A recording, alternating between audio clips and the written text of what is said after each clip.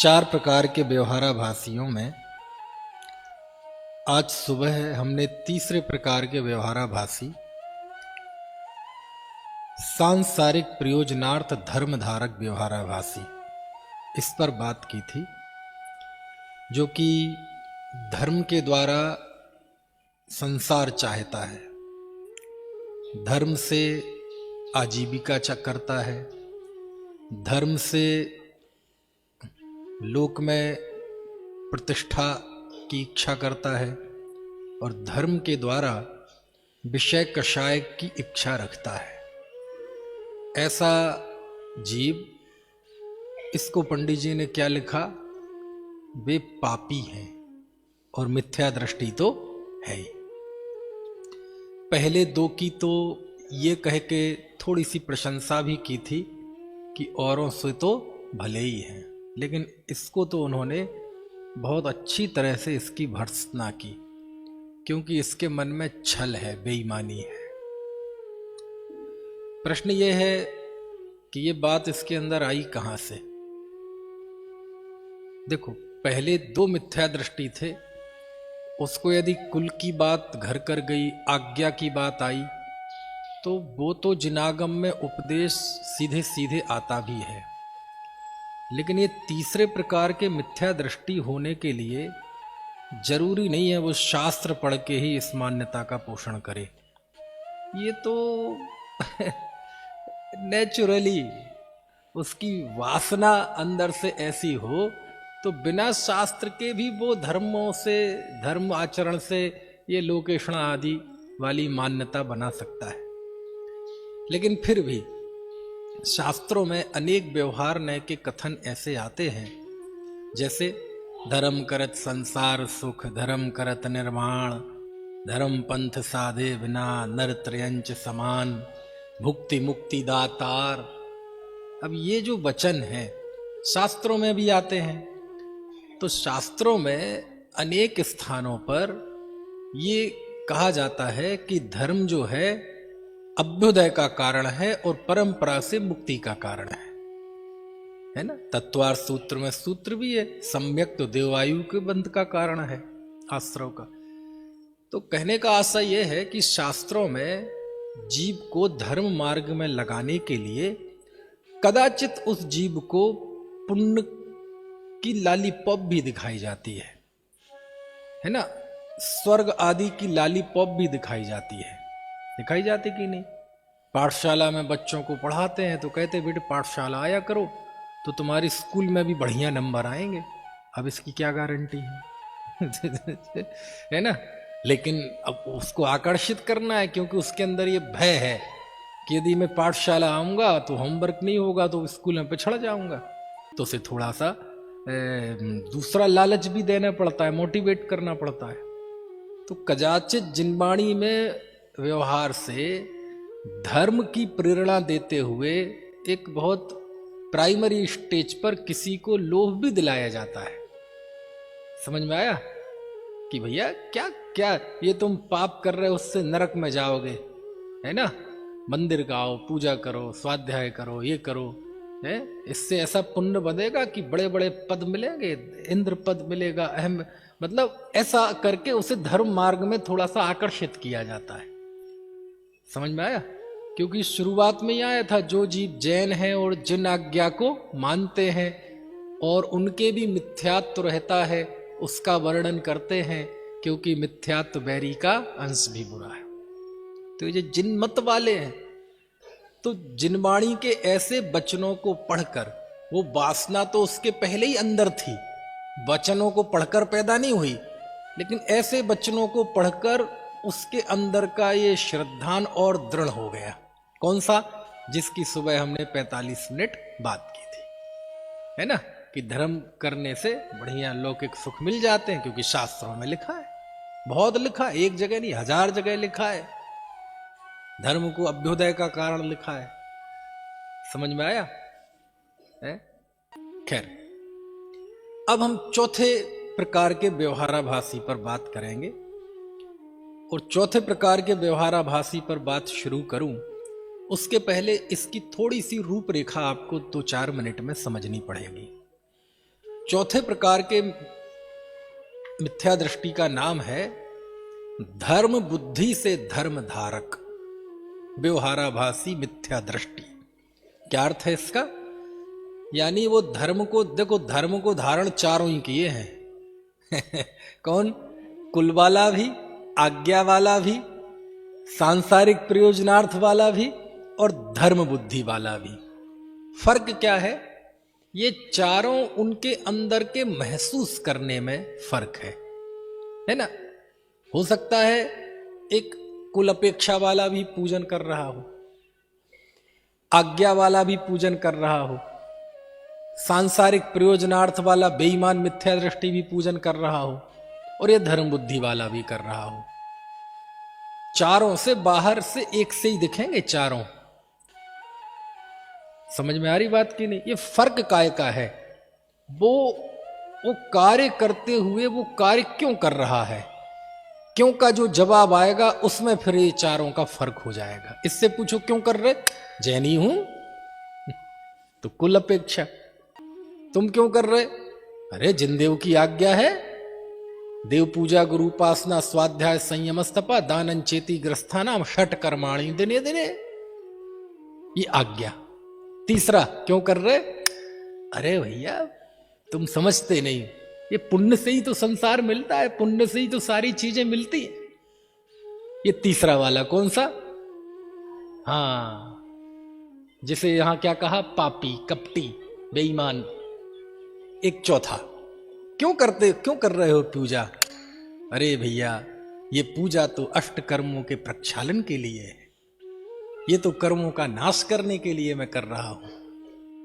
समझ गए? पूजा चारों ही कर रहे हैं, लेकिन ये जो उनकी क्यों कर रहे हो, इसमें जो जवाब आया इसमें ये चार हो गए। कौन कौन?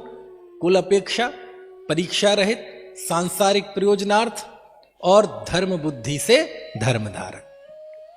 ठीक है। अब होता क्या है कि शास्त्रों में मोक्ष मार्ग का कथन व्यवहार ने से बहुत किया है, क्योंकि उपदेश में व्यवहार की ही मुख्यता होती है, प्ररूपणा में, निरूपण में व्यवहार ने की मुख्यता है। और इस बात को तो आचार्य कुंद कुंद भगवान स्वयं स्वीकार करते हैं। जहण भी सक्कम अड़ज्जो अड़ज्ज भाषा वेणा दुगाहे दुम तह व्यवहारेण वेणा परमत्थुब देशण मसक्कम। अनार्य भाषा के बिना समझा सके न अनार्य को। समझ गए? त्यों ही दूसरी लाइन क्या है हिंदी में? व्यवहार, हिंदी में पता नहीं क्या, मुझे प्राकृत में याद है कि जैसे अनार्य को अनार्य के भाषा के बिना नहीं समझाया जा सकता, ऐसे ही व्यवहार के बिना परमार्थ का प्रतिपादन संभव नहीं है। तो प्रायः मोक्ष मार्ग का उपदेश, प्ररूपण, निरूपण, स्वरूप जब भी आएगा, नेचुरली, स्वाभाविक तौर पर वहां व्यवहार न की मुख्यता हो जाएगी। और ये कहा भी था अमृतचंद स्वामी ने कि यदि व्यवहार को छोड़ दोगे तो तीर्थ का लोप हो जाएगा। तीर्थ मतलब मोक्ष मार्ग है ना, जिसके द्वारा तिरा जाए। तो शास्त्रों में अब ये चौथे प्रकार धर्म किसे कहा? तो धर्म तो रत्नत्रय धर्म है। तो अब आगे रत्नत्रय में सम्यक दर्शन, सम्यक ज्ञान, सम्यक चारित्र, इन तीनों को वो किस तरह से अन्यथा ग्रहण करता है। तो आप ये चौथे वाले मिथ्या दृष्टि के को थोड़ा सा विषय बांट लें दिमाग में, तो तीन हो जाएंगे। कौन कौन से? सम्यक दर्शन का अन्यथा रूप, सम्यक ज्ञान का अन्यथा रूप और सम्यक चारित्र का अन्यथा रूप। समझ गए आप? ये कौन से स्टेशन से बात कर रहा हूं मैं? धर्म बुद्धि से धर्म धारक व्यवहाराभासी। धर्म किसका नाम है? यहां चूंकि मोक्ष मार्ग की बात है, तो सम्यक दर्शन ज्ञान चारित्राणि मोक्ष मार्ग। सदृष्टि ज्ञान वृत्तानि धर्मम धर्मेश्वरा विदु यदि प्रतननीकानि भवंति भव पद्धति। श्राप का 4 है। तो कहने का आशय यह है कि धर्म बुद्धि से धर्म धारक व्यवहाराभासी। तो धर्म का, रत्नत्रय का 2 प्रकार से विवेचन आता है। जो सत्यार्थ रूप सो निश्चय, कारण सो व्यवहारो। तो रत्नत्रय का और अलग अलग सबका दो प्रकार से विवेचन आएगा। सम्यक दर्शन का निश्चय व्यवहार, सम्यक ज्ञान का निश्चय व्यवहार, सम्यक चारित्र का निश्चय व्यवहार। तो इस चौथे प्रकार के मिथ्या दृष्टि की मान्यताओं को समझने के लिए पहले आप 3 भागों में बांट लो, पंडित जी ने जिस क्रम में बताया है। सम्यक दर्शन का अन्यथा रूप, ठीक है। दूसरा क्या हो जाएगा? सम्यक ज्ञान का अन्यथा रूप, और तीसरा सम्यक चारित्र का अन्यथा रूप, है ना। यदि आप मोक्षमार्ग प्रकाशक में शुरुआत में इंडेक्स भी देखेंगे तो ये विषय समझ पाएंगे। अब सम्यक ज्ञान और सम्यक चारित्र को थोड़ा कुछ देर के लिए भूल जाइए, अब आ जाइए केवल सम्यक दर्शन। तो सम्यक दर्शन की निश्चय परिभाषा तो यही है, विपरीताभिनिवेश आत्मा का परिणाम, वो निश्चय सम्यक है। आलंबन की अपेक्षा से कहें तो पर द्रव्यंत भिन्न आप में रुचि सम्यक तो भला है, ये निश्चय सम्यक दर्शन है। लेकिन ये निश्चयाभासी की बात तो है नहीं, यहां तो बात चल रही है व्यवहाराभासी की। तो सम्यक दर्शन की व्यवहारिक परिभाषाएं 2 आती हैं। कौन कौन सी? एक, परमार्थाना माप्तागम तपोभृतम, श्रद्धानम परमार्थाना माप्तागम तपोभृतम, यानी देव गुरु धर्म, ठीक है, या देव शास्त्र गुरु की श्रद्धा का नाम सम्यक दर्शन। और दूसरी परिभाषा तत्वार्थ श्रद्धानम, तत्वार्थों की श्रद्धा का नाम सम्यक दर्शन। तो सम्यक दर्शन की अब 2 डिवीजन कर लो आप यहां, सम्यक दर्शन के अन्यथा रूप में। पहली कौन सी होगी? देव गुरु शास्त्र वाली, और दूसरी 7 तत्वों वाली। तो अब यहां आपको जो हेडिंग्स मिलेंगे वो कैसे मिलेंगे? देव भक्ति का अन्यथा रूप, शास्त्र भक्ति का अन्यथा रूप, और गुरु भक्ति का अन्यथा रूप, ठीक है। तो सम्यक दर्शन की एक व्यवहारिक परिभाषा के आधार पर ये 3 मिथ्यात्व बताए। फिर शुरू होगा 7 तत्व संबंधी अन्यथा रूप, तो फिर एक एक का बताएंगे। जीव अजीव तत्व संबंधी भूल, आश्रव तत्व संबंधी भूल, संवर तत्व संबंधी भूल, निर्जरा तत्व संबंधी भूल, मोक्ष तत्व संबंधी भूल। तो ये सब मिला के कहलाएगा सम्यक दर्शन का अन्यथा रूप, ठीक है। फिर आएगा नंबर सम्यक ज्ञान का अन्यथा रूप, और फिर बाद में सबसे आखिरी में आएगा सम्यक चारित्र का अन्यथा रूप, ठीक है। ये भूमिका आपको समझ में आ गई इस धर्म बुद्धि से धर्मधारक व्यवहाराभासी की। जयंतीलाल जी, ये समझ में आया कि नहीं, जो अभी मैंने पिछले 5-7 मिनट में जो लेआउट बनाया है इस जीव का, ठीक है। 3 में कौन कौन क्या क्या है? सम्यक दर्शन का अन्यथा रूप, सम्यक ज्ञान का अन्यथा रूप, और सम्यक चारित्र का अन्यथा रूप। सम्यक दर्शन के में 2 परिभाषाएं मुख्य हैं, कौन कौन सी व्यवहार की? देवशास्त्र गुरु और 7 तत्व। तो यहां उन सबको क्रमशः देव का अन्यथा रूप, शास्त्र का अन्यथा रूप, मतलब यहां देव भक्ति का अन्यथा रूप, शास्त्र भक्ति का अन्यथा रूप, गुरु भक्ति का अन्यथा रूप, फिर जीव अजीब तत्व संबंधी भूल, ऐसे एक एक करके। तो मेरे समझ से अब आपको जो चौथे प्रकार का मिथ्या दृष्टि है, इसका आपको कम से कम ये एक छोटी सी रूपरेखा सिनॉप्सिस आपको समझ में आ गई होगी। अब थोड़ी बात करते हैं इन पे, और ये विषय शुरू होता है मोक्ष मार्ग प्रकाशक जो मेरे पास है उसमें 221 पेज से। और अब जब तक ये क्लास चलेगी, अब हमें इसी मिथ्या दृष्टि की मान्यता को समझना है, और यदि ऐसी हमारी मान्यता हो तो हमें उसको निकालना है, ठीक है। अब शुरुआत यहां होती है देव भक्ति का अन्यथा रूप, क्योंकि कभी कभार अपन पढ़ लेते हैं लेकिन ये समझ में नहीं आती कि इन क्रम का सेंस क्या है, इन क्रम का औचित्य क्या है। कभी देवगुरु धर्म का आ गया, कभी 7 तत्व का आ गया। तो ये आपके दिमाग में ये रूपरेखा होनी चाहिए। क्लियर? देखो, थोड़ी सी समझने की बात आई तो चेहरे पे हवाइयां उड़ जाती हैं समझ में आए ना? धड़ाधम करते रहो तो मजा आता है, लेकिन थोड़ा वहीं से बोलने लगो ना, है ना, तो हवाइयां उड़ जाती है। ऐसा होना नहीं चाहिए। चलिए, अब यहां से शुरू होती है देव भक्ति का अन्यथा रूप। अब देखो कितना बढ़िया है, अब यहां से विषय ज्यों जो आगे बढ़ेंगे त्यों तो सूक्ष्म होता जाएगा। पंडित जी लिखते हैं पेज नंबर 221 पर कि ये इसकी देव भक्ति कैसी है, यानी ये धर्म बुद्धि से धर्म धारक जीव, इसकी भगवान की भक्ति कैसी है। तो सच्चाई तो यह है कि सच्ची देव गुरु धर्म की भक्ति तो ज्ञानी को होती है और वो तत्व ज्ञान पूर्वक होती है, लेकिन इस जीव के तत्व ज्ञान तो है नहीं। समझ गए? अब तत्व ज्ञान नहीं है तो जो कुछ भी होगा उसमें कहां कमी रहेगी। तो सबसे पहले उन्होंने लिखा कि यह जीव देव की भक्ति करता है, और देव की भक्ति से पूछा जाए भैया देव की भक्ति क्यों करते हो, तो वो कहेगा अरे देखो देव इंद्रादिक के द्वारा पूज्य हैं, अष्ट प्रार्तिहार्य से युक्त हैं, समझ में आया, परमोदारिक शरीर हैं, त्रैलोक के पूज्य हैं, छत्र चमर भा मंडल भारी ये तब प्रार्तिहार्य मनहारी।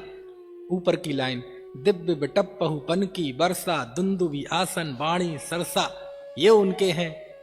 भगवान बीतरागी हैं, उन्होंने राग द्वेष का नाश कर दिया है, केवल ज्ञानी है, सकल द्रव्य के गुण अनंत पर जाए अनंता, जाने एक एक काल प्रगट केवली भगवंता, जिसने राग द्वेष काम आदि सब बता देगा दमादम। तो इसमें गलती कहां है? ये जितनी भी बातें बताई इसमें कमी कहां है? ये तो सब सही है ना। जितनी भी उसने भगवान के विषय में बात, अभी अरहंत के 46 गुण वो लाइन से बता देगा, आप में से कोई नहीं बता पाएगा। अनंत के 46 गुण, अनंत दर्शन, अनंत ज्ञान, अनंत सुख, अनंत वीर, ये 4 तो है ही, बाकी की 42 भी, जन्म के अतिशय, केवल ज्ञान के अतिशय, समझ में आया ना, देवकृत अतिशय, हाँ, और पुष्प वृष्टि, और सब बिल्कुल एक एक गिना देगा और खूब आनंद के साथ, और ज्यादा हुआ तो पूरा भक्तांबर भी सुना देगा, क्योंकि भक्तांबर में यही सब है, समझ गए आप। और ज्यादा हुआ तो वो सहस्र नाम भी सुना देगा। तो प्रश्न यह है कि पंडित जी इसमें गलती कहां है, कमी कहां है? तो पंडित जी कहते हैं देखो भैया, भगवान के जिन गुणों के द्वारा वह भक्ति करता है उनमें कितने ही गुण तो आत्माश्रित हैं और कितने ही गुण उनके शरीराश्रित हैं, उनकी इस जीव को पहचान नहीं है। समझ में आया?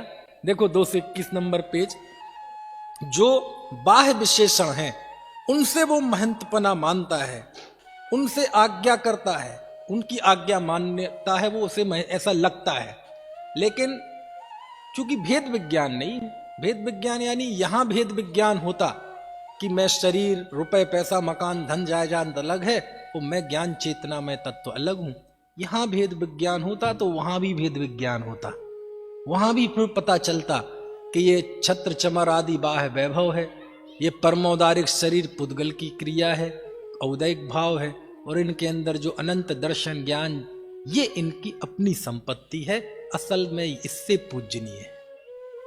तो जानता सब है भगवान के विषय में, लेकिन भगवान को जानते हुए भी एक जो पता होना चाहिए भगवान के असल गुण और उपचरित गुण, उनकी पहचान इस जीव को नहीं है। समझ में आया? फिर दूसरी भूल, पेज नंबर 222 निकालो, शुरुआत में ही देखो क्या गजब है। वह उन अरहंत भगवान को क्या मानता है? स्वर्ग मोक्ष दाता। तो इसमें इसकी गलती कहां है? शास्त्रों में भी तो लिखा है, बस वही तो दिक्कत है, इसलिए तो इसे कहा जो जीव जैन है जिन आज्ञा को मानते हैं। अभी वो शास्त्र में 10 उद्धरण बता देगा कि नहीं?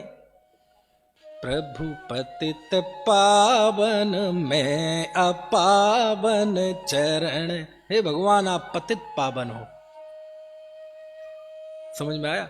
मैं मेरठ में था, तो जिस मोहल्ले में मैं हूं वहां एक मंदिर है, तो वहां के मूल नायक पारसनाथ भगवान है। हमारे यहाँ भी पारसनाथ है, लेकिन वहां के पारसनाथ और हमारे पारसनाथ में एकत्व होते हुए भी पर्याय आर्थिक नय से कुछ भिन्नता है ना। हमारे यहाँ बिना फड़ के हैं और वहां फण वाले हैं, हमारे यहाँ धवल है और वहां श्याम वर्ण है। और पार्श्वनाथ भगवान की थोड़ी इमेज इसी तरह की है कि वो जहां मिलेंगे, है ना, श्याम वर्ण के मिलेंगे और फण वाले मिलेंगे। फण तो उनकी पहचान है। अब एक बार भरी सभा में मुझसे पूछा एक आदमी ने वहीं के कि पंडित जी एक बात बताओ, अब वहां के पार्श्वनाथ की थोड़ी कुछ मान्यता भी है। हम पल्लव, मेरठ में एक पल्लवपुरम है, पल्लवपुरम में मंदिर है वो, तो कभी कभार जैसे हम जयकारा लगाते हैं ना, मक्सी जी के पार्श्वनाथ की जय, चिंतामणि पार्श्वनाथ की जय, ऐसी कभी कभार वहां पल्लवपुरम वाले बाबा की जय। और वो बाबा कौन है? पार्श्वनाथ, है ना। तो अब वहां है कुछ मान्यता। तो मुझसे पूछा भरी सभा में कि बताओ पंडित जी, पार्श्वनाथ रक्षा करते हैं कि नहीं करते हैं? उसका कोई प्रश्न नहीं था, दरअसल वो तो हमें फंसाना चाहता था है ना। अब मैंने कहा अब इससे निपटना है। समझ में आया? मैंने कहा क्या प्रश्न है? अब मैं कहता हूं कि नहीं करते हैं, तो अभी वो हमें सुना देगा नरेंद्रम फणींद्रम, पूरा स्तोत्र सुना देगा, पार्श्वनाथ स्तोत्र, जिसमें वो लिखा है कि भगवान रक्षा करते हैं। जय पारसनाथ अनाथ नाथ, पूरा सुना देगा। और कहते हैं कि करते हैं तो इसके मिथ्यात्व का पोषण होता है। और ये तो मिथ्या दृष्टि है ही, हमारी जीव उठेगी कैसे कहने के लिए। मैंने कहा देखो भाई, जिस अपेक्षा से पार्श्वनाथ करते हैं ना, क्यों आदिनाथ ने क्या बिगाड़ा है? आदिनाथ नहीं कर सकते रक्षा, अनंतनाथ नहीं कर सकते, रक्षा का पूरा ठेका पार्श्वनाथ का है। मैंने कहा तुम तो कह रहे पार्श्वनाथ 24 तीर्थंकर रक्षा करते हैं, भैया तुम भेदभाव क्यों कर रहे हो? जिस अपेक्षा से करते हैं 24 ही करते हैं, वो हमें कर्मों से दुखों से रक्षा होने का उपाय बताते हैं, बस इसी का नाम है रक्षा करना। और जिस अपेक्षा से नहीं करते सो पारसनाथ भी नहीं करते। मैंने कहा बताओ, उन पे उपसर्ग आया था खुद पे ही आया था उपसर्ग, तो किसने रक्षा की? अपने समता भाव शुद्धोपयोग ने रक्षा की ना। तो रक्षा करने वाला तो अपना समता परिणाम है, कोई किसी की रक्षा नहीं करता। सभा ने तालियां बजा दी, तो मैं ना वो बेचारा बैठ गया। और क्योंकि उसका उद्देश्य ये नहीं था कि हमें कोई जवाब चाहिए, तो फंसाना था। अब कहने का आशय, शास्त्र में हजार बातें मिलेंगी, जहां भगवान को कर्ता बताया जाएगा, उन्हें दीन दुखों का उद्धारक बताया जाएगा, तो भक्ति में कही गई बातें हैं। इस जीव ने उसको सीरियसली ले लिया। हम नहीं पढ़ते उसमें, किसमें? अरे ये आलोचना पाठ में, मेरे अब गुण नाचे तारो, प्रभु अपनो बिरद निहारो, अंजन से किए अकामी, दुख में टो अंतरयामी। समझ गए? मतलब भगवान, हम कितने ही पापी हैं, अधम हैं, इसकी चिंता मत करो, आप तो अपनी चिंता करो, क्योंकि आपका तो काम ही क्या है? समझ में? आपका तो विरध है। मेरे अवगुण नाचे तारो, मेरे अवगुण नाचे तारो मतलब आप मेरे कमी मत देखो, तो क्या करो? अब प्रभु अपनो विरध निहारो, आप अपना पद देखो, आपका तो व्रत है। वाह क्या? पापियों का उद्धार करना। और फिर अब भगवान तो सुन नहीं रहे, मान नहीं रहे, तो भगवान का पौरुष जगा रहा है, वो उनको इतिहास बता रहा है कि तुमने इतने बड़े बड़े कारनामे किए। कौन से? अंजन से किए अकामी समझ में? अब ये भक्ति में कही गई बातें हैं, लेकिन कदाचित गाथाओं में भी आ जाए, स्तोत्रों में भी आ जाए, तो इन बातों को सीरियस ले गया। सीरियस ले गया मतलब उसे भक्ति में कही गई बातों की जगह उसने उसको वैसा ही मान लिया। और वो क्या मानता है कि अरहंतों को स्वर्ग मोक्ष दाता, दीन दयाल, अधम उद्धारक, पतित पावन मानता है। सो जैसे अन्नमति भगवान को कर्ता मानते हैं, ये भी कर्ता मानकर भक्ति करता है, ये अज्ञानता है। तो ऐसे वचन बोलने चाहिए कि नहीं कर्तावाद के? भक्ति में बहके हुए वचन है ये, काय में, और ये नेचुरल है। भक्ति आप तभी कर सकते हैं जब आप बुद्धि को खूंटी पे टांग के आए घर पे, तब कर सकते हैं। और ये ऐसी वचन है ना। भक्ति में वो प्राकृतिक है और वस्तुतः अप्राकृतिक है। क्या कहा? भक्ति में वो प्राकृतिक है और वस्तुतः अप्राकृतिक है। जैसे भक्ति का जोर जब होता है तो, अरे भक्ति नहीं, कोई भी विकार हो, शुभाशुभ, वो जब बहुत अपने स्वभाव पे होता है ना तो आदमी अप्राकृतिक ही बोलता है। माँ को जब बहुत तेज गुस्सा आती है तो ऐसा ही बोलती है, मैं पैर काट दूंगी तेरे, खाल खींच लूंगी तेरी। अपने किससे? बच्चे से। अच्छा, वो स्वप्न में भी सोच सकती है ऐसी, लेकिन ये क्रोध की अधिकता का ये स्वरूप है। जब कसाय भी बहुत तेज होती है तो वचन बहक जाते हैं। अकेले क्रोध का नहीं, प्रेम का भी ऐसा ही है। अरे आप बोलो तो हम तो चांद तारे तोड़ के ला दे। समझ गए आप? क्या चाहिए? और ऐसे ऐसे बोलेंगे, अरे हे कौओ, हे चीलो, जब मैं मर जाऊं तो मेरे शरीर को खा लेना, मेरी हड्डियां खा लेना, सब कुछ खा लेना, बस मेरी आंखें छोड़ देना। क्यों? उन आंखों में भी होगी पिया मिलन की आस। समझ गए? तो क्रोध में भी वचन अप्राकृतिक निकलते हैं। ये स्वरूप है विकार का। जब प्रेम की अधिकता होती है, लौकिक प्रेम की, तो भी ऐसे ही वचन निकलते हैं। तो वचन अप्राकृतिक होते हैं, लेकिन उस भाव का ये स्वरूप है। ऐसी जब भक्ति भी बहुत एकदम छा जाती है तो ऐसे ही वचन निकलते हैं। जन्म जन्म तक ना भूलूंगा। अब ये दोनों बात एक साथ सही हो ही नहीं सकती। जन्म जन्म तक उपकार नहीं भूलूंगा। क्यों? क्योंकि यदि सच्चाई में आपका तत्व ज्ञान ग्रहण हो जाएगा तो जन्म जन्म हो ही नहीं सकते फिर तो। अरे कितने जन्म लेने हैं भैया? तो भक्ति की तात्विक मीमांसा नहीं होती। अरे भक्ति तो भक्ति है। भक्ति में ये नहीं जन्म जन्म तक ऐसा कैसे, ऐसा कैसे, ऐसा वैसे, कुछ नहीं। भक्ति है, भक्ति कर लो। तत्व सीखना है, भगवान की वाणी पढ़ो, वहां पता चलेगा, है ना। फिर देखो एक तीसरी मान्यता इस जीव की, 222 पेज पर सबसे नीचे से सेकंड पैरा। तथा कितने ही जीव भक्ति, ये बहुत महत्वपूर्ण है, कितने ही जीव भक्ति को मुक्ति का कारण मानकर, काय को? भक्ति को मुक्ति का कारण मानकर वहां अति अनुरागी होकर प्रवर्तते हैं। समझ में? अब ये है असली धर्म बुद्धि से धर्मधारक, है ना। 222 पेज पर नीचे से सेकंड पैरा, बड़ा सा पैरा है जो, क्या लिखा है? तथा कितने ही जीव भक्ति को मुक्ति का कारण जानकर वहां अति अनुरागी होकर प्रवर्तते हैं, वह तो अन्यमति जैसे भक्ति से मुक्ति मानते हैं, वैसा ही इनके भी श्रद्धान हुआ। परंतु भक्ति तो राग रूप है, राग से बंद है, इसलिए मोक्ष का कारण नहीं है। जब राग का उदय आता है तब भक्ति ना करे तो पापानुराग होता है। इसलिए अशुभ छोड़ने के लिए ज्ञानी भक्ति में प्रवर्तते हैं और मोक्ष मार्ग को बाह्य निमित्त मात्र भी जानते हैं, परंतु यहां ही उपादेयपना मानकर संतुष्ट नहीं होते, शुद्धोपयोग के उद्यमी होते हैं। कितना बढ़िया पैरा है, सोचो आप, कितना संतुलन, इसे कहते हैं संतुलन, कि ज्ञानी भी भक्ति करते हैं, है ना, दुर्ध्यान से बचने के लिए उसे निमित्त रूप मानते भी हैं, लेकिन एकमात्र इच्छा काय की है? शुद्धोपयोग की। समझ में आए ना।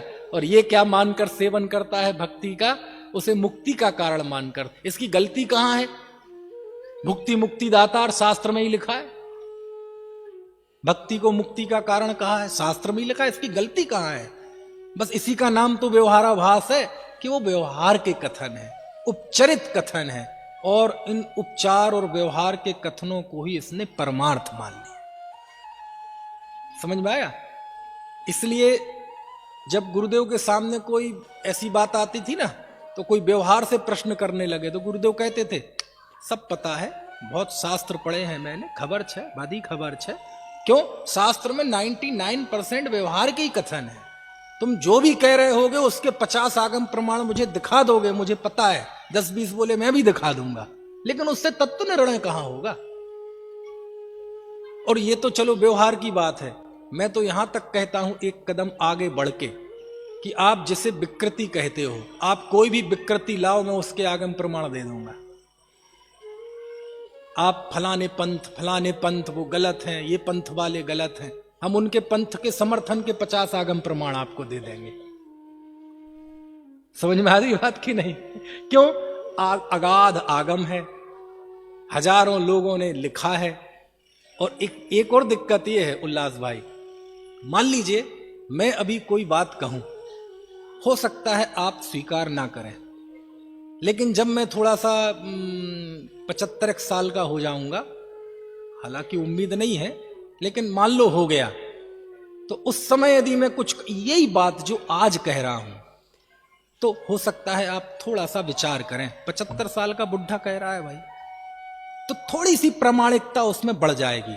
और गलती से मैं मर गया और उसके बाद यदि वो मैं लिख के रख गया और मरने के बाद यदि पढ़ा जाएगा, तो फिर उसमें 1000 गुनी प्रामाणिकता आ जाएगी कि नहीं?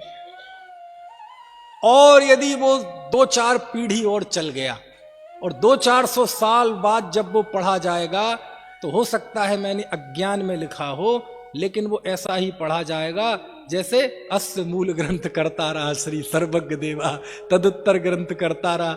समझ गए आप? तो इस काल में हजारों लोग ऐसे हुए जो हकीकत में भेद विज्ञानी नहीं थे, तत्व ज्ञानी नहीं थे, थोड़ा बहुत ज्ञान हुआ, अपने आप को शास्त्र और लेखन का अधिकारी मानने लगे और उन्होंने लिख दिया, और लिखने के बाद वो परंपरा में चल पड़ा। वो यही कारण है कि आज आप जो भी विकृति लाओगे, सबके आगम प्रमाण आपको मिल जाएंगे, लेकिन हकीकत में वो आगम प्रमाण नहीं है, क्योंकि आगम शास्त्र का नाम नहीं है, आगम पुस्तक का नाम नहीं है, आगम गाथा सूत्र शब्दों का नाम नहीं है। समझ में? आगम क्या है? आगम है क्या? आप तो पज्ञ मनुल्लंघम दृष्टि दृष्टि विरोधिकम, है ना? उपदेशम कृतम सार्वम शास्त्रम का पथ घट्टनम। अब मैं व्याख्या नहीं कर रहा, रत्न कर्ण श्रावकाचार्य का श्लोक है ये, कि शास्त्र मतलब सर्वज्ञ प्रणीत हो, जिसमें कोई पूर्वापर विरोध ना हो, जिसमें कोई इष्ट प्रत्यक्ष या अनुमान से जिसे खंडित ना किया जाता हो, जिसमें सबके उदय की बात हो, सबके लिए हो, सार्वभौमिक हो, सार्वकालिक हो, और जो मिथ्यात्व पर समझ लो जमकर बरसे, उसे शास्त्र कहते हैं। शब्दों का नाम शास्त्र नहीं है ना? इसलिए वो नाम निक्षेप से सब शास्त्र कहलाएंगे। लेकिन जहां गलत परंपराएं हैं, जहां हिंसा का पोषण है, जहां अज्ञान का पोषण है, मिथ्यात्व का पोषण है, वह कितना ही प्राचीन लिखित उद्धरण ना हो, वो आगम नहीं है ना? तो इसलिए क्यों बता रहा हूं मैं कि आप जितनी बातें बता रहे हैं कि ये भक्ति को मोक्ष का कारण मानता है, वो 50 उदाहरण शास्त्र में लाके आपको बता देगा। और ज्यादा दूर मत जाओ, अभी कुंद आचार्य को सामने खड़ा कर देगा ये आदमी। आप क्या समझ रहे? छोटा मोटा आदमी है। कुंद आचार्य ने 10 भक्तियां लिखी हैं, नाम तो सुने होंगे ना? हम तो 5 परमागम ही जानते हैं केवल। कौन कौन? प्रवचन सार, समय सार, नियम सार, पंचास्तिका और अष्टपाहुड़। और अष्टपाहुड़ भी 8 शास्त्र हैं, वो एक नहीं है, 8 शास्त्रों का एक संकलन कर दिया। तो 5 नहीं है जो नाम बोले आपने, ये 12 हैं। अष्टपाहुड़ के 8 और 4 और। इसके अलावा बहुत है, रैण सार है, बारसाणु बेखा है, मूलाचार भी कही जाती, उनकी 10 भक्तियां हैं। किनकी? कुंदकुंदाचार्य की। नाम है 10 है 12, समझ में? और कमाल की बात यह है, जो साधुओं की दिनचर्या होती है ना, उनकी रोज प्रतिदिन उनमें सबकी नहीं, कुछ का पाठ करते। सामायिक में प्रतिक्रमण में थोस स्वामी स्तवन। और जो हमारा पंचकल्याणक होता है ना, पंचकल्याणक उन 10 भक्तियों के पाठ के बिना पूरा नहीं होता। अच्छा, हमने कुंद आचार्य के तत्वज्ञ का रूप तो बहुत देखा है, कभी उनका भक्त रूप देखा है? भक्त रूप उनका 10। इस युग में सबसे पहले सिद्ध भक्ति किसने लिखी? कुंद देव ने। सबसे पहले नंदीश्वर की भक्ति किसने लिखी? कुंद देव ने। सबसे पहले निर्वाण भूमि सिद्ध क्षेत्र की भक्ति किसने लिखी? कुंद देव ने। सबसे पहले जिन चित्त चैत्य मतलब मूर्ति की भक्ति किसने लिखी? कुंद देव ने। समझ में आया? खैर चलो, तो वो तुरंत कुंद आचार्य को सामने खड़ा कर देगा आपके। आप कह रहे हैं ना भक्ति मुक्ति का कारण नहीं है, और कहेगा देखो कुंद आचार्य लिख रहे हैं, अंचेमी पूज्येमी बंदेमी नमस्सामी मोहखो कम्मखो समाहि मरणम बोहिलाहम जन गुण संपत्ति हो मज्ज। ये कुंद के वचन है जो मैं बोल रहा हूं। क्या लिखा? हे भगवान, मैंने कायोत्सर्ग पूर्वक आपकी भक्ति की है, इस भक्ति पूजा की है, अर्चना की है, अनुशंसा की है, सब किया है। इससे मुझे मोह का नाश हो, मेरे कर्म का नाश हो, मेरी सुगई गमन हो, मेरा समाधि मरण हो, और जिन गुण संपत्ति मुझे प्राप्त हो। समझ में आया ना? काय से आपकी ये जो भक्ति कर रहा हूं, कौन कह रहा है? तो कुछ जमीन थोड़ी हिली की नहीं नीचे की? मोक्ष अधिकार में चले जाओ, मोक्ष पाहुड़ में। हे भगवान, आपकी भक्ति के प्रसाद से मुझे उत्तम बोधि की प्राप्ति हो। काय की प्राप्ति हो? गाथा दिखाऊं? अब इतना तो विश्वास आपको हो गया होगा कि मैं जो कह रहा हूं वो लिखा ही हुआ कह रहा हूं। समझ में आया ना? अब क्या कर, कुंद आचार्य को सामने कोई खड़ा कर देवे, यही मैं कह रहा ना, बहुत बड़ा पंडित है जिनके हम बातें कर रहे हैं, बहुत बड़ा। क्या करोगे आप? बस उसी का जवाब लिखा है। ज्ञानी को भी भक्ति का भाव आता है, वह भी दुर्ध्यान से बचने के लिए, पाप से बचने के लिए करता है, और भक्ति का तो तरीका ही ये होता है। समझ में आया? भक्ति पे आरोप भी आएगा, कर्तापन की वाणी भी आएगी। भक्ति में वो त्याज्य भी नहीं है, लेकिन वैसा वस्तु का स्वरूप नहीं है। भगवान से जाके कैसी भक्ति करोगे? भगवान के सामने जाके सीना तान के खड़े हो जाएंगे, भगवान आप हम जानते हैं तुम कुछ नहीं करते, हम तो तुम्हारे सामने आए हैं, ये भी हमारा राग है, और आपकी भक्ति से भी बंधन होता है भगवान, संसार होता है, ऐसा बोलोगे? नहीं, ये भाषा है, ये भक्ति का तरीका है। भक्ति में कुंद देव भी जब लिखते हैं तो यही लिखते हैं, आपके प्रसाद से मुझे उत्तम बोधि की प्राप्ति हो। समझ में आया? आपकी भक्ति से मेरे मोह का नाश हो, मेरे कर्म का नाश हो, मेरा समाधि मरण हो, मुझे आपके जिन गुण संपत्ति, समझ, बंदे तदगुण लब्ध है, वो मुझे प्राप्त हो। इसलिए कहते हैं जिन वाणी मतलब समझ का नाम है, शास्त्र अध्ययन मतलब विवेक, कहां कौन सी बात किस दृष्टि से कही गई है, किस अपेक्षा से कही गई है। ज्ञानी भी भक्ति करते हैं तो इसी भाषा में ही करते हैं, लेकिन ऐसा उनका अभिप्राय नहीं होता। इसने उस बात को तात्विक ग्रहण कर लिया, और ये अज्ञान खड़ा हो गया कि वो ये मानने लगा कि भक्ति से मोक्ष होता है ना? ऐसे ठीक है। इस तरह ये मुख्य मान्यताएं देव भक्ति के अन्यथा रूप में है। फिर आगे आप देखेंगे 223 नंबर पे गुरु भक्ति का अन्यथा रूप लिखा। जैसी गलती इसकी देव के विषय में थी, ऐसी गुरु भक्ति के विषय में थी। बोले क्या? हमारे तो गुरु हैं, हम जैनियों के तो गुरु हैं नग्न, इसलिए हम उनकी वंदना करते हैं। तो कई लोग तो आज्ञा से मानते हैं, और कई लोग कैसे होते हैं, भैया जैन हमारे दिगंबर साधु, समझ में, नग्न रहते हैं, उपवास करते हैं, तप करते हैं, है ना, इसलिए हम उनकी वंदना करते, इसलिए हम उनकी भक्ति करते हैं, है ना। हाथ का मंडल बगल में पिछी है, समझ गए आप? है? और भजनों में भी जाएंगे, शीतकाल सरिता के किनारे। तो ऐसे वो पूरे गुरुओं की भक्ति करता है कि हमारे गुरु नग्न होते हैं, त्यागी होते हैं, तपस्वी होते हैं, प्रभावना करते हैं, दयालु होते हैं, क्षमाशील होते हैं। तो इसमें गलत कहां है? इसमें गलत कहां है? तो पंडित जी कहते हैं ऐसी भक्ति करने से अतिव्याप्तिपना आता है। क्या अतिव्याप्तिपना आता है? बोले नग्न तो परमहंस आदि भी होते हैं, तपस्वी तो दूसरे भी होते हैं, क्षमाशील तो दूसरे भी होते हैं। इसमें तुम्हारे जैन साधुओं की उत्कृष्टता क्या रही? और रही बात भीड़ भाड़ की, तो दूसरों की भी बहुत भीड़ होती है, उनके यहां भी नेता अभिनेता आते हैं, उनका भी ग्लैमर बहुत होता है। तो ये कोई पैरामीटर है क्या भक्ति का? भक्ति करें, भक्ति की गुंजाइश मतलब कमी नहीं है, उसमें कोई मनाही नहीं है, लेकिन आपका माइंड सेट क्या, आप क्यों करते हैं? तो क्यों के पीछे जो उसकी ना समझी है, बस वो अज्ञानता है।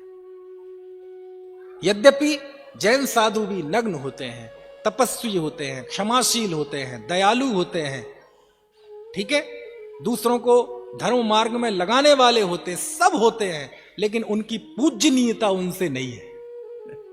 ऐसा मैं नहीं लिख रहा हूं, इसमें लिखा है, देखो जरा 223 नंबर पेज पे सबसे बीच का पैरा। जिन गुणों का विचार करते हैं उनमें कितने ही जीवाश्रित हैं, कितने ही पुद्गलाश्रित हैं, उनके विशेष न जानते हुए असमान जातीय मुनि पर्याय में एकत्व बुद्धि से मिथ्या दृष्टि ही रहते हैं। अब देखो सच्चा स्वरूप क्या है फिर? यदि हम मुनि के भक्त हैं तो मुनि के किस व्यक्तित्व को हम आदर्श माने?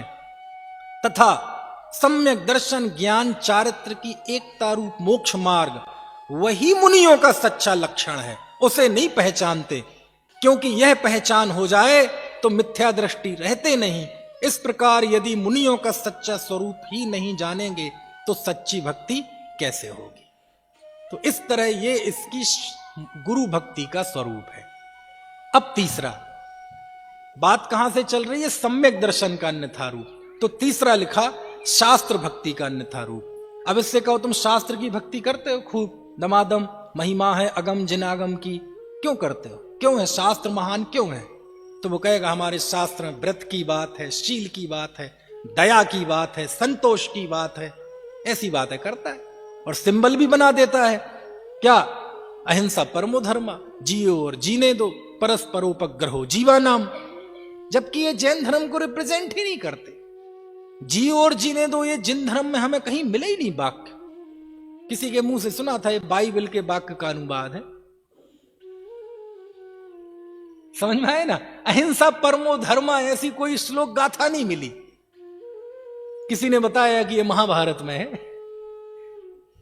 और रही परस्परोपग्रहो जीवानाम, वो एक 3 लोक का नक्शा बना दिया जाता है, नीचे लिख दिया जाता है परस्परोपग्रहो जीवानाम, तत्वार्थ सूत्र का एक सूत्र है, वो सिंबल बना दिया जिन धर्म का। इनमें से कोई भी जिन धर्म को रिप्रेजेंट नहीं करता। क्यों? कौन सा धर्म हिंसा के लिए कहता है? कौन सा धर्म ये कहता है मारो और मारने दो? कौन सा धर्म ये कहता है कि भाईचारे से ना रहो, परस्परोपग्रहो जीवा नाम? ये कोई जिन धर्म है? तो जिन धर्म क्या हिंसा की? नहीं नहीं नहीं। यद्यपि जिन शासन में भी अहिंसा है, सत्य है, अचौर्य है, परस्पर भाईचारे की भावना है, लेकिन ये जिन शासन नहीं है। समझ में आ रही बात की नहीं? अच्छा एक बात बताओ, जिस समोशरण में 3 गति के जीव रहते हो, मनुष्य, त्र्यंच और देव, 100 धर्मेंद्र उपस्थित रहता हो, गणधर महाराज उपस्थित रहते हो, उस समोशरण में भगवान क्या बताएंगे?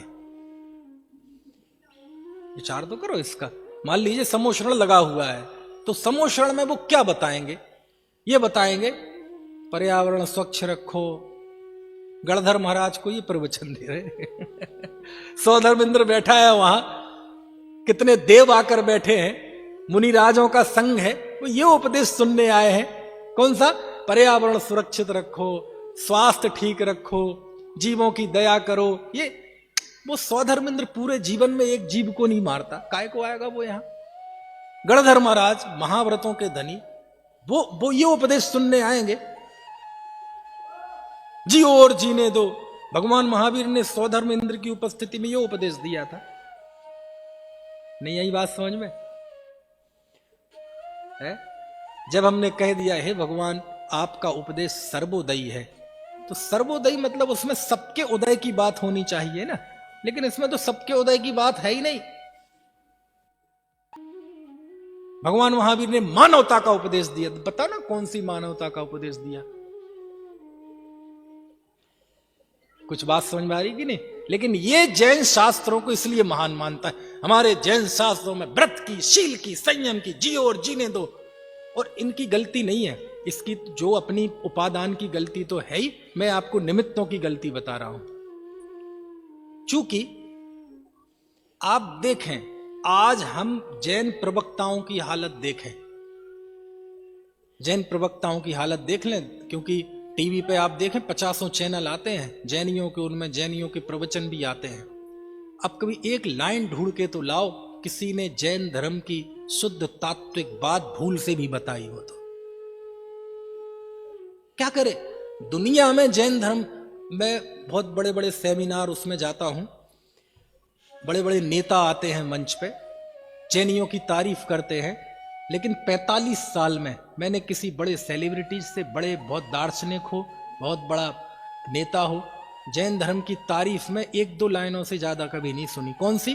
बोले जैन धर्म बड़ा वैज्ञानिक है। बोले क्यों? आज डॉक्टर भी कहते हैं कि दिन में खा लेना चाहिए।